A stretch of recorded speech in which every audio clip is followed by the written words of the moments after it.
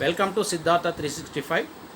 Today, let us learn about an interesting thing, that is thunderbolt. What is thunderbolt? Then how can be it is caused? So thunderbolt is caused during or after the rainfall. It may be during the rain or after the rainfall. After the rainfall or during the rainfall, the clouds will obtain the opposite charges.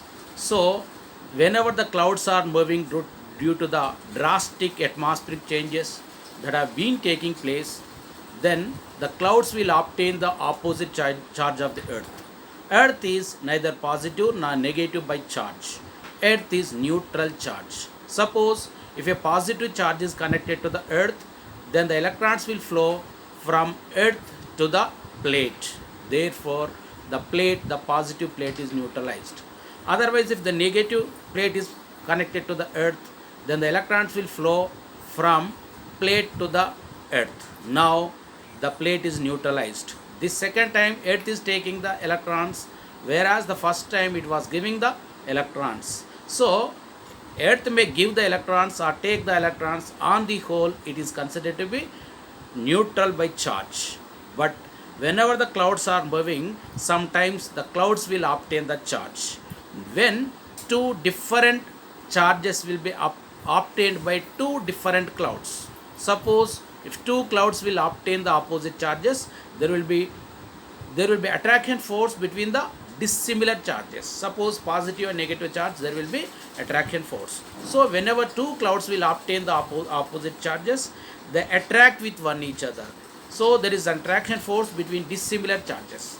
Therefore, an electric field, higher intensified electric field, can be generated between the earth and between the two clouds. So therefore, then the earth will obtain the opposite charge. Therefore, the electric field can be generated between the earth and the clouds. Therefore, the lightning will pass between the clouds and the earth, so that the earth will obtain the opposite charge.